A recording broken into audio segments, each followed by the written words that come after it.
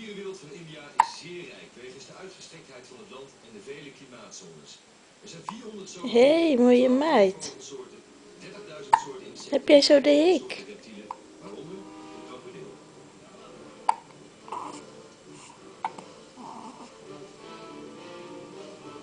Hallo. So you can tell if it's a man-eater or not. This is not man-eater. Huh? No, not hunter. So what's the difference between this one and the man-eater? Man-eaters, you will get the long bottles, long one, which is it can open for the full man can take inside. So do you have the man-eaters here also? Yeah, maybe. You can see the difference.